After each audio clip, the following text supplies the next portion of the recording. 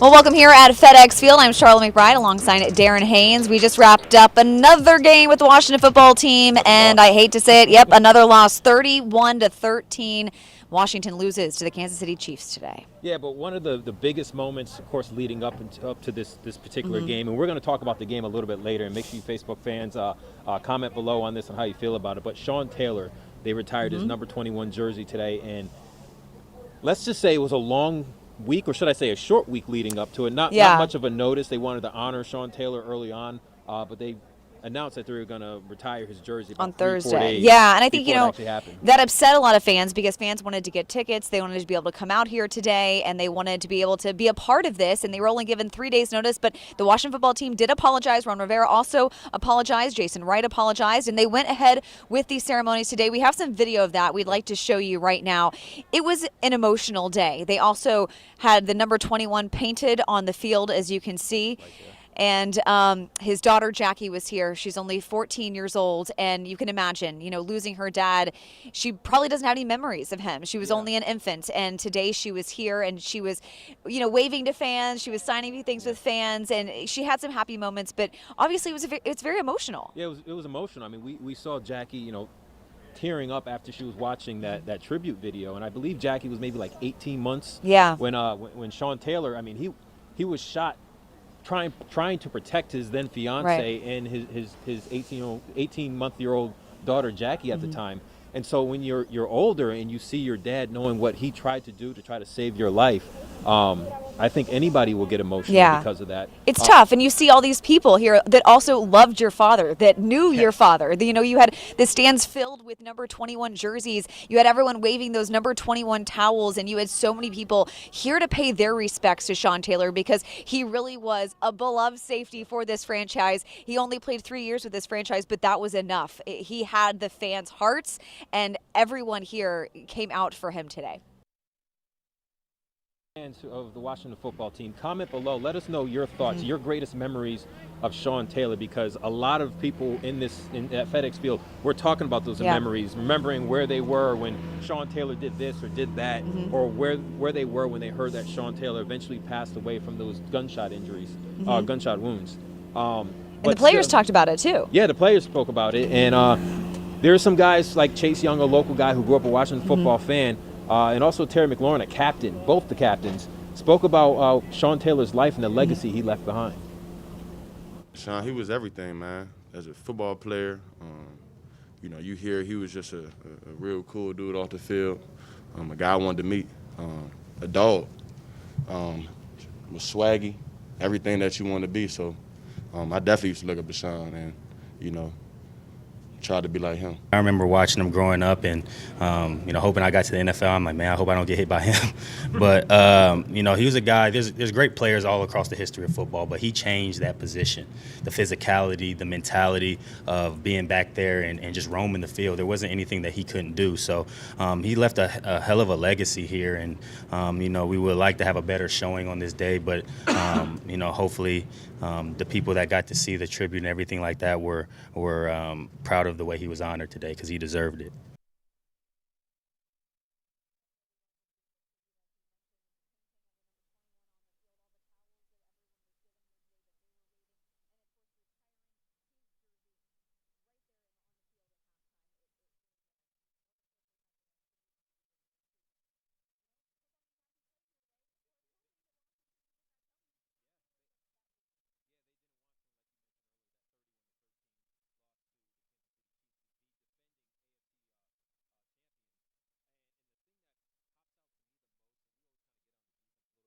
Touch on that, but in regards to the overall game is the inconsistency of this team. I think I said it last week. This team is consistently inconsistent, and I think we saw that today when literally the first half, Charlotte, we're like, okay, this team is balling out. We're getting interceptions. We're making some plays. And then all of a sudden they went to halftime and ate the orange slices and orange juice. I don't know what happened. I don't know what happened. It didn't help. The oranges did not help. We were eating some oranges up in the press box. They were fantastic. But obviously they did not help the team. I think the main phrase today was a tale of two halves. Terry McLaurin taking a bite out of Charles Dickens' book. I like it. But We didn't like how they played in the second half. They had the halftime lead. They were up 13-10 at the half. We thought, all right, there's some fight in this team. There's some promise. They had a few turnovers. We liked what we were seeing. They had a few scoring drives, not enough touchdowns, but we liked what we were seeing. But again, not enough to win this game because that second half, they just completely came out flat. Continue to comment below on our Facebook page. I thought at one time, I was like, whoa, the Kansas City Chiefs defense is worse than the Washington football team's defense. And I thought because of that, we have a chance because that was the first half. It was all the first half. Like I told you, we went to get orange slices, and then everything changed when we came back at halftime. But we're going to touch more on that defense. But obviously, this was one of those opportunities this Washington football team felt like they could have gotten the win. And there were a lot of those this particular season where they were just maybe a couple plays away from getting the win, and they didn't get that today. And I think I think Ron Rivera was frustrated. I think we're seeing a lot of frustration. Here's what he had to say after the game. We got to play 2 halves of football. We played a good first half. We didn't play a good enough second half to give ourselves a chance to win. But we've got to be able to handle the mistakes, correct the mistakes, and just keep going forward. The truth is, what is this, 6th game? We've got a few more left to play, obviously. But we got to shake this one off, learn from it, and then get ready for next week. I think it was just a tale of 2 halves, honestly. Their defense came out and they kept everything in front of them. So you got to credit them. They made us really work for it and sustain drives, and we just didn't do that. So I feel like the defense did a good job of putting us in positions to capitalize on the turnovers they had. But as an offense, we didn't necessarily capitalize like we needed to. And when you don't capitalize when you need to against a championship team like that, you're going to get the result that you did. It's one I feel like that slipped through our fingers a little bit. I don't know what happened. I feel like in the first half we were solid. We was getting to the quarterback, forcing turnovers. Then I don't know. Now, if you look at the Washington football team against the Kansas City Chiefs, they have now lost 8 straight games since they won their last game against the Kansas City Chiefs back in 1983. I mean, you got to go way back. There's a bunch of guys who were on this football team who weren't even alive when they won that particular game. I think a lot of them were alive. I don't think Fitzpatrick was even alive, and I think he's the oldest on the team. But they're 1-10 since 1973 against the Kansas City Chiefs. But the Chiefs overall, have their number. They do. But overall, they've lost 3 out of their last 4, and that's not a good look for the Washington football team, Sharla. And, we're talking about a tale of 2 halves. The defense, again, came out strong the first half. They picked off Patrick Mahomes. We thought, all right, this is looking good. Picked him off twice. Yeah, picked him off twice, forced some fumbles. We're like, okay, let's go. I mean, they held them to just those 10 points in the first half. But balling. Then Patrick Mahomes became Patrick Mahomes. Yeah, and when Patrick Mahomes became Patrick Mahomes, I decided to look up the box score and realize they had almost 500 yards of offense.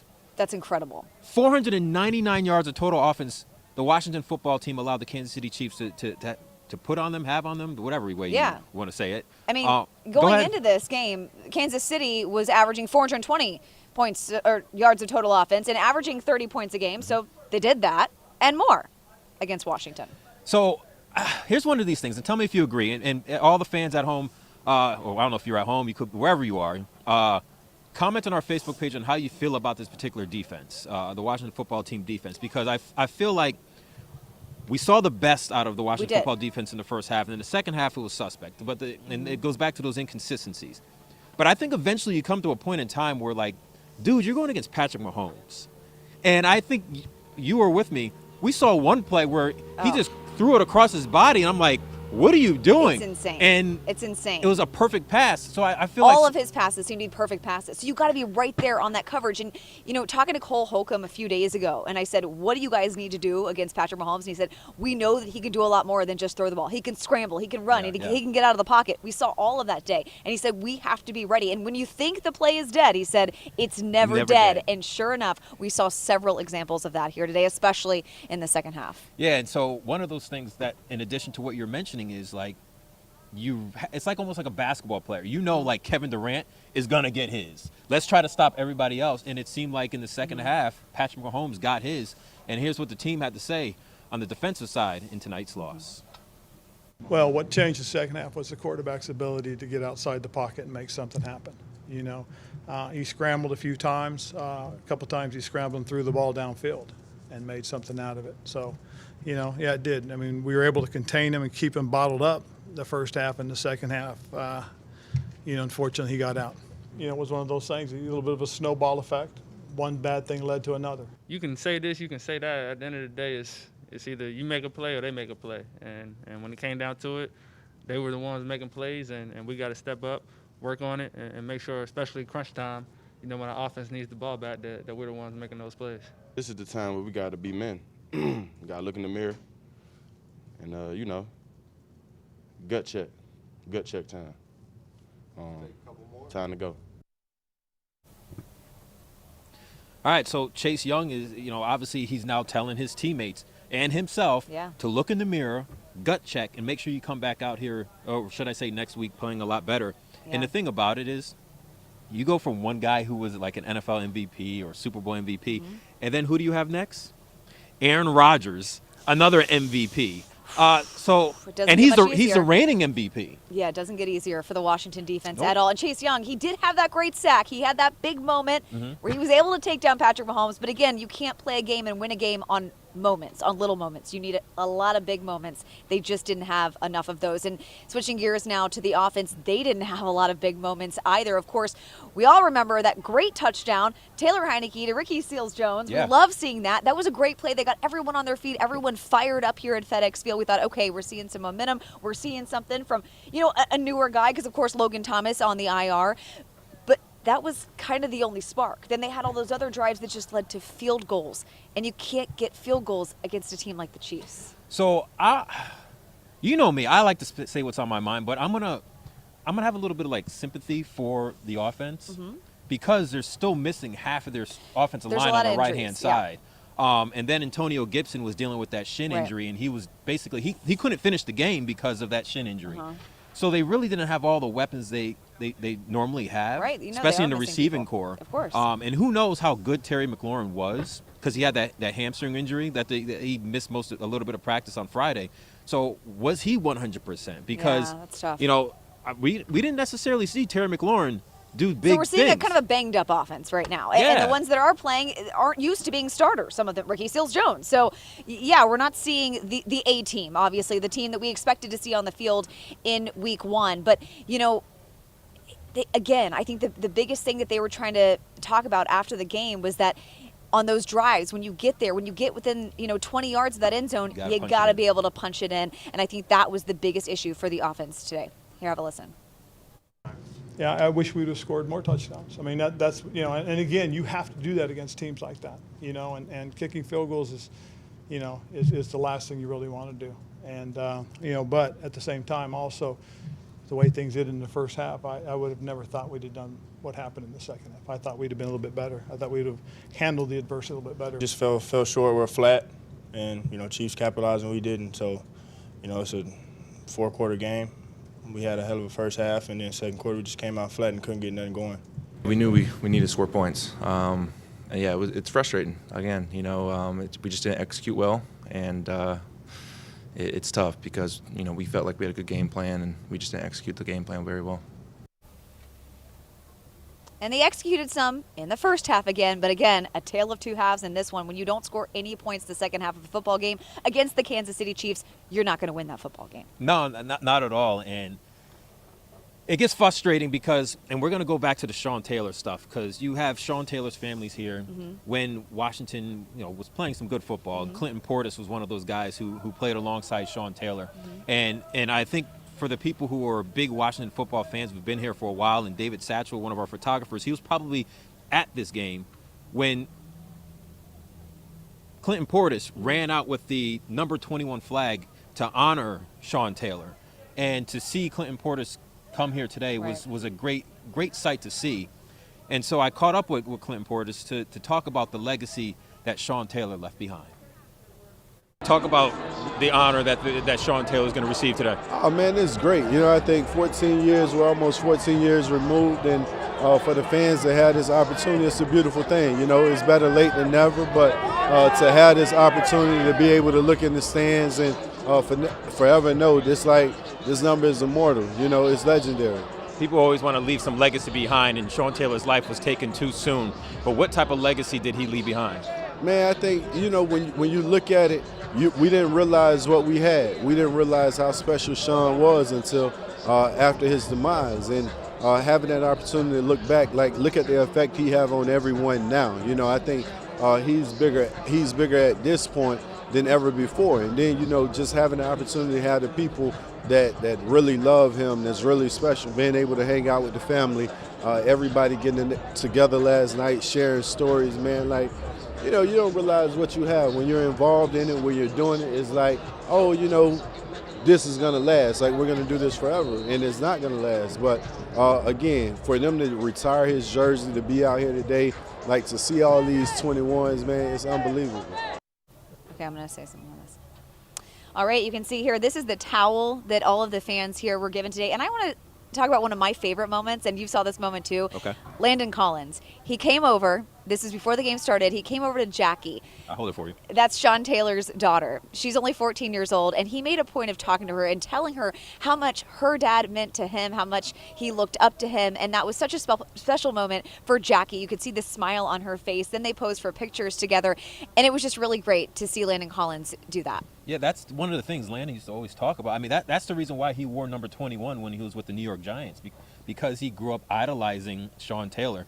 And so, you know, one of our fans at WSA sent us one of the towels that they had for a tribute back when he passed away, and just seeing this towel and seeing his name on here, and just seeing a name like Sean Taylor still live in this place, and knowing moving forward there'll never be another 21 for the Washington football team.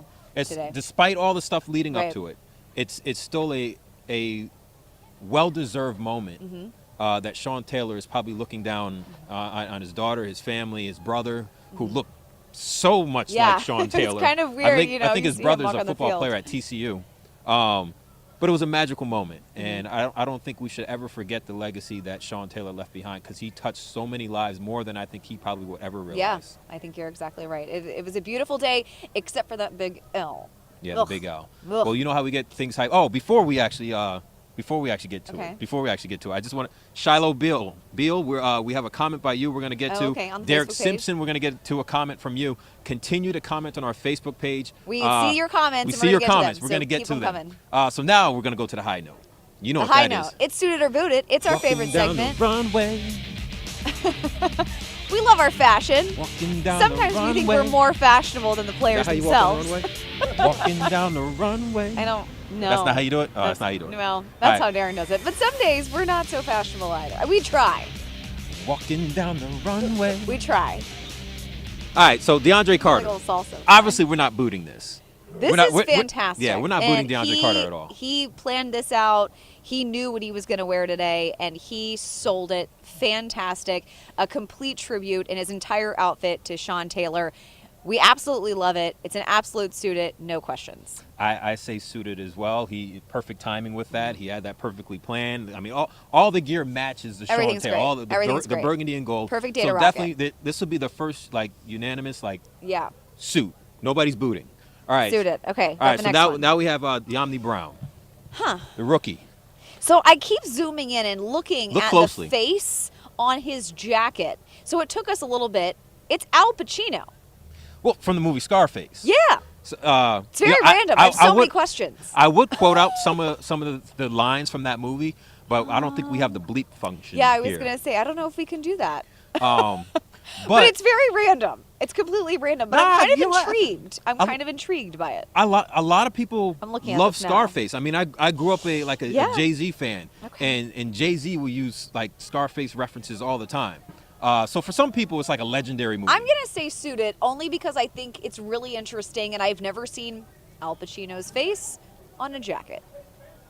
I don't know what I'm going to do. I'm Okay. torn. Can I get a free suited or booted pass? You can just say bypass to the next one. No, I'm a boot it. I'm Okay. a boot it. I'm a boot it because I'm a boot it. Mulligan. Thanks, Will, our director Will. He says a mulligan. Yep. All right. So here for our last one, Marlon Humphrey. Yeah. I'm gonna set this one up for Yeah. you and all the fans at home. So Marlon Humphrey, obviously he's rocking a cowboy hat, but this girl right here, she's from Texas. She's from Austin, Texas. Is that how they talk in Texas? Well, that was She's from Austin, Texas. Oh. Is that she's from deep in the heart of Texas, right? Is that how it is? It was similar to. Girl, I sound like What is it? Waxahachie? Waxahachie? What's the town? Waxahachie. Waxahachie. I sound like I'm from Waxahachie, Texas. Better learn. I listen. I know the twang down there. Come on, deep in the heart of Texas. We love the song. We love Texas. We go to Whataburger. We eat all the food. Deep in the heart of Texas. So this is happening. Okay. We go to the Alamo City and see the Alamo. Deep in the heart of Texas. Yeah. We go to Austin. We say go UT. Deep in the heart of Texas. I don't know what's happening or when this became a She's sing-along. from Austin, but she went to Georgia. But they're number one in the country. They are. Go down. All right, let me stop. Okay. Let me stop. So Are we student or booted? We're going to get back Humphrey. to this. What was that? I don't know what just happened. My bad, y'all. Listen. Marlon Humphreys, who plays for the Ravens, not Washington, for those that might be confused for a second. We thought we'd give Baltimore Are we some still love. showing video of Marlon Humphrey by the but chance? Well, do you have that on Marlon loop? Humphreys looks like your ultimate cowboy. It's fantastic. He's got the jean, the denim. He's got the cowboy hat. I love it. Deep in the heart of Texas. I won't sing because my singing voice is atrocious. Come on, give us But something. you know what? I'm just going to give a thumbs up and absolute suit it. Good times. So I'm gonna quickly look up before we get to our Facebook fans, because I want to know. Okay. I put Maroon Humphrey Well, because I want to look up where he's from. okay. FYI, the Ravens beat the Chargers. I think it was 34-6. Yeah, they had a great that's a game. beatdown. The Ravens are crushing it. They're absolutely crushing He's it. from Hoover, Alabama. He's an Alabama All right, guy. so there can be some, country. Who's gonna be Georgia? They are not going to be Georgia. All right. So, anyways, I'm gonna go Not straight gonna happen. suited for that. I am too. I say we agree suit- on that. No, We no. don't agree I'm on the split. singing, split but we decision agree on on this. Split decision. Split decision. I'm putting it hammer down. The hat is a suited. The denim whole outfit, nah, bro. Oh, I love it. Yeah, no, I'm not gonna say rocking the whole suited. full body denim. That's Okay, not I'm going me. to say suit it. Now let's hear from the Facebook people. Oh, from the Facebook people? Or is that our time for that? Oh, Yeah, let's do it. I thought they were. Oh, first comment says Darren needs to sing more. That's no. not what it says at Comment, all. comment on our Facebook page. Shiloh Beal says, "Oh, changes have to be made." How do you feel about that? Changes. Now, what kind of changes are you feeling? Oh, Personnel winning changes, like Well, something yes, that makes but the team win. Play changes. I mean, yes, a lot of changes need to be made clearly to win the game. We talk about details all the time. We talk about consistency. Those are things that obviously aren't happening. When you look at the first half of this game, you look at the second half. We're not seeing any consistency. And you hear the players talking about, it's in the details, and we're not doing that. We're not executing the way that we're practicing. So how long will Taylor Heineke be under center? We don't know the answer to that. We do know that Fitzpatrick is still, working to get back to 100%. He's been dealing with a hip injury. We don't know. There's a lot of unknowns. And what's going to happen? Okay, so right. What's the next one? Okay, so the next one's from Derek Simpson. He says, Sean Taylor, miss you, brother. I think a lot of people miss Sean Taylor. And if you didn't get a chance to watch it on TV, I don't know how much they showed. I believe the Washington football team was streaming this. Yes. And I'm sure probably if you go to their website or something like that, you can watch the ceremony that took place during halftime as they retired number 21. Right. Jonathan Poor, you want to read that one? Some of the decisions made were not good decisions. Ding, ding, ding. We have a winner. So who made the bad decisions, though, Jonathan?